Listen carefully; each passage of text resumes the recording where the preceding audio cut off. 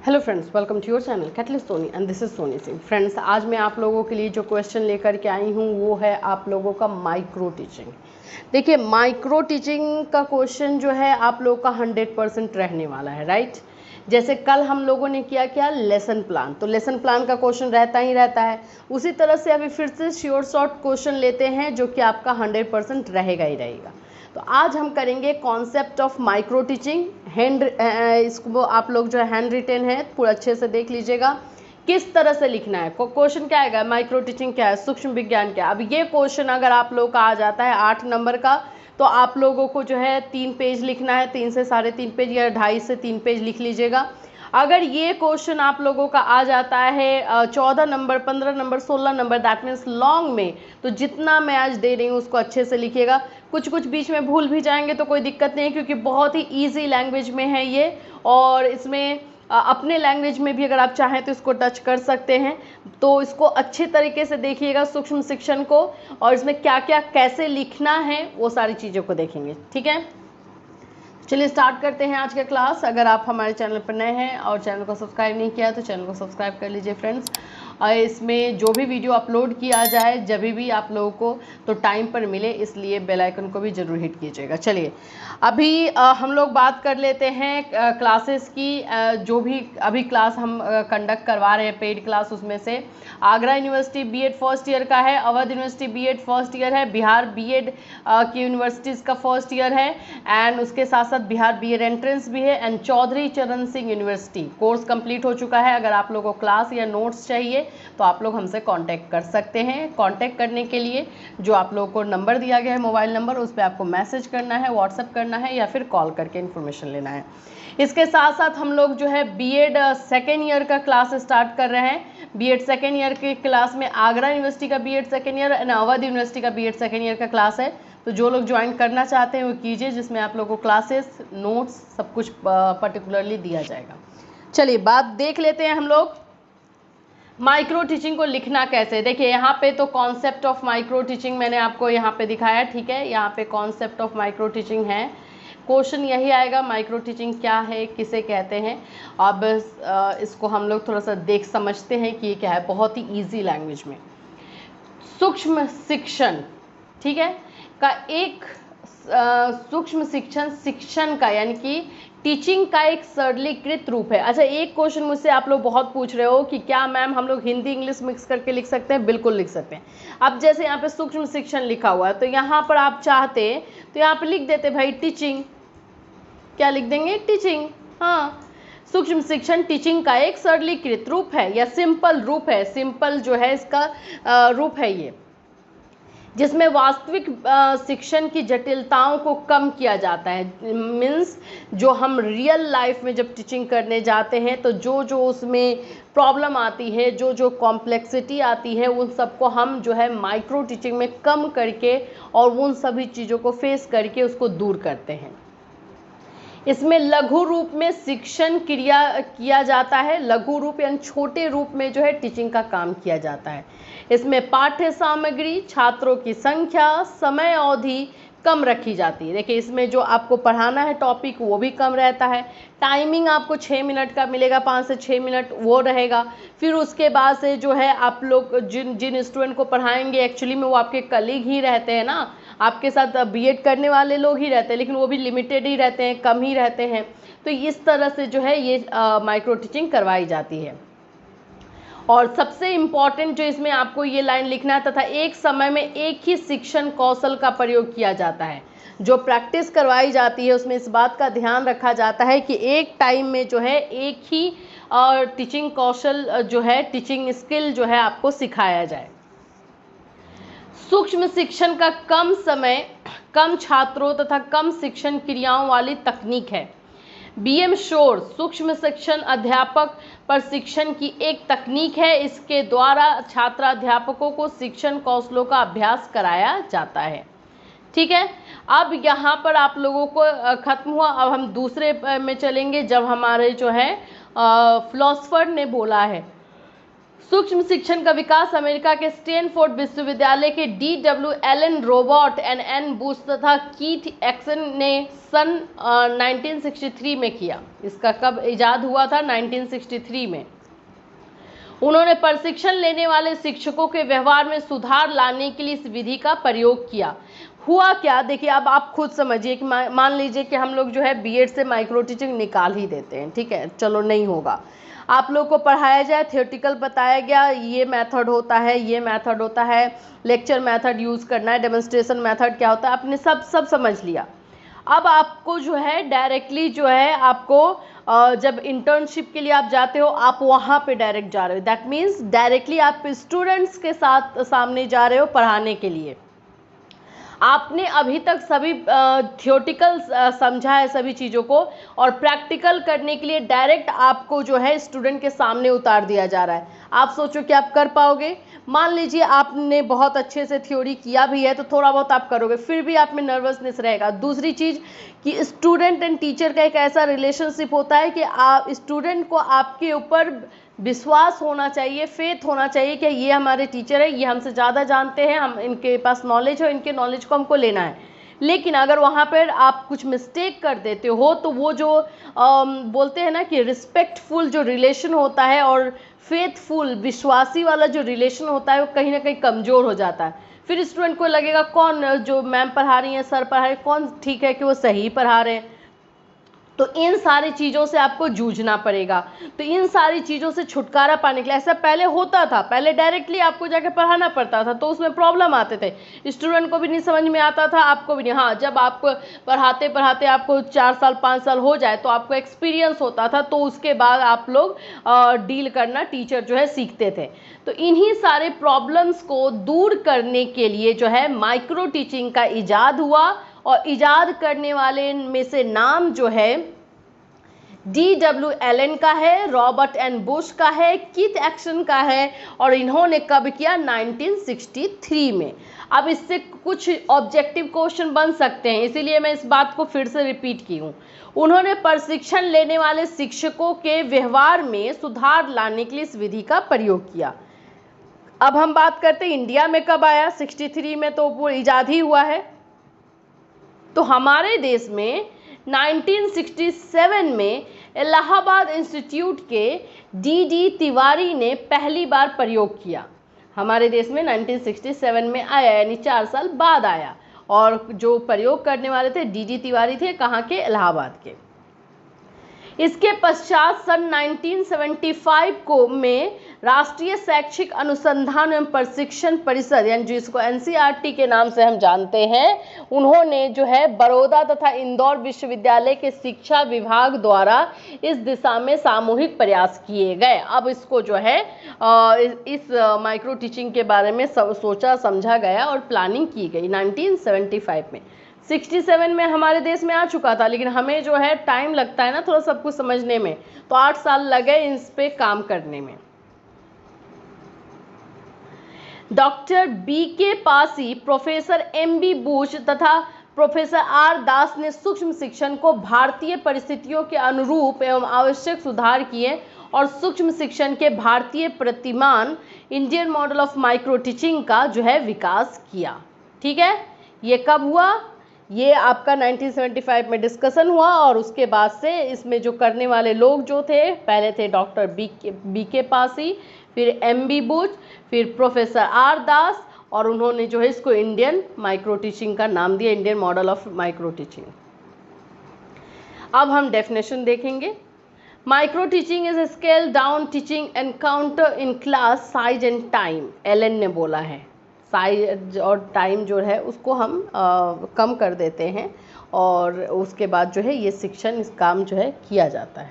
ठीक है, एलन ने हिंदी में भी लिखा हुआ है, इंग्लिश में भी लिखा हुआ है। Micro teaching is a training technique which requires people teaching to teach a single concept using a specified teaching skill. याद रखिए, टीचिंग स्किल जो है एक ही होता है।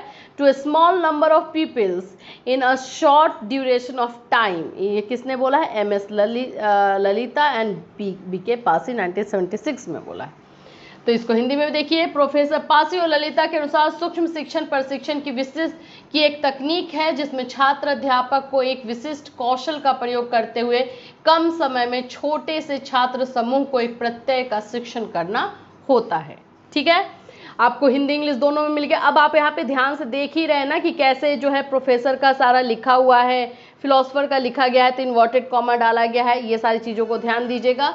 इसमें ये एक्चुअली में हाईलाइटेड रहता तो और अच्छा रहता, लेकिन ये जो है इसका स्कैन किया गया है तो पता नहीं चल रहा है, बट ये अलग कलर से लिखा हुआ था। ठीक है, तो इस चीज़ को आप अंडरलाइन जरूर कीजिएगा। डेफिनेशन ऑफ माइक्रो टीचिंग इसको कर लीजिए।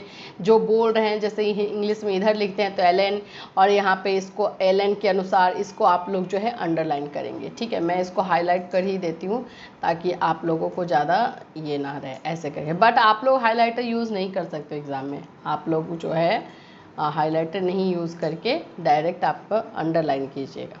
ठीक है, तो इस तरह से जो फिलोसफर के डेफिनेशन को दिया गया है 4 है।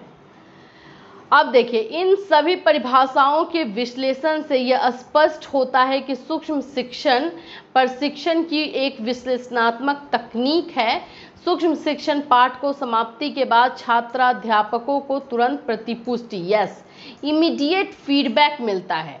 जैसे आप पढ़ा रहे हो ना, क्लास में सूक्ष्म शिक्षण कर रहे हो तो उस समय आपको जो है ऑब्जर्व करने वाले वहाँ पे लोग बैठे रहते हैं, वो फिर उसके बाद आपको फीडबैक देते हैं कि आपने कहाँ गलती की, क्या किया, और उसके ऊपर आपको काम करना पड़ता है। अब ये कंपोनेंट्स हम देखते हैं, सूक्ष्म शिक्षण के कंपोनेंट्स। सबसे पहले है मॉडलिंग, कि किस तरह से प्रतिरूपण किया जाता है।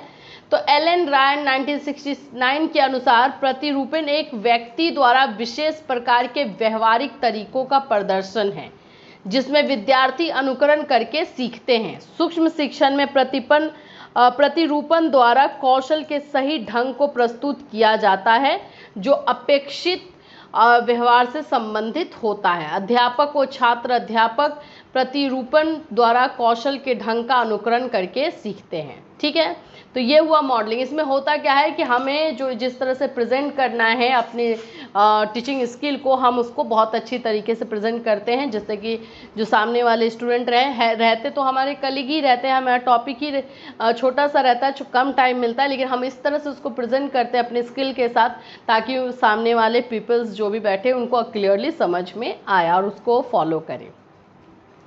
दूसरा होता है प्रत्यक्षात्मक प्रतिरूपण, परसेप्चुअल मॉडलिंग। प्रत्यक्षात्मक प्रतिरूपण में सजीव उदाहरण के द्वारा छात्र अध्यापकों को एक कौशल के अपेक्षित व्यवहार को सिखाने के लिए फिल्म या वीडियो टेप का प्रयोग किया जाता है। अब इस कौशल को सिखाने के लिए जो है मीन्स हेल्प लिया जाता है, समझिए टीचिंग एड का हेल्प लिया जाता है। इसके प्रयोग से छात्र अध्यापकों के सामने वास्तविक, नियमित और नियोजित अवलोकन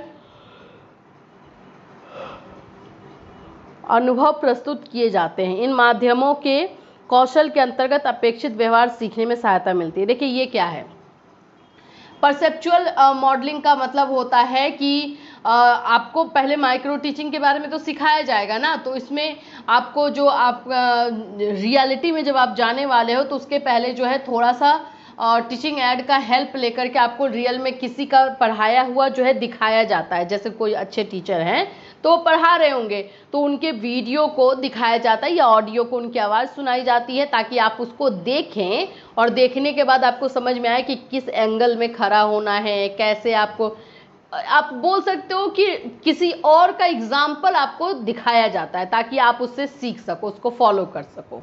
ठीक है, फिर उसके बाद है श्रवणात्मक प्रतिरूपण यानी ऑडियो मॉडलिंग। ये तो परसेप्चुअल हुआ, अब इसमें ऑडियो में भी श्रवणात्मक प्रतिरूपण के छात्र अध्यापकों को सिखाने के लिए ऑडियो टेप का प्रयोग किया जाता है। यहाँ पर आपको ऑडियो टेप्स के द्वारा जो है सिखाया जाता है कि किस तरह से बोलना है, प्रोनाउंसिएशन कैसे होना चाहिए, ये सब चीज़ें। प्रतीकात्मक प्रतिरूपण यानी सिंबॉलिक मॉडलिंग। प्रतीकात्मक प्रतिरूपण के अंतर्गत मॉडल्स की लिखित सामग्री जैसे हैंडबुक, गाइड तथा मॉड्यूल इत्यादि के रूप में प्रस्तुत किया जाता है। प्रतिरूपण के इस रूप में समय, पाठ्य सामग्री प्रस्तुतिकरण पर पूरी तरह नियंत्रण किया जा सकता है।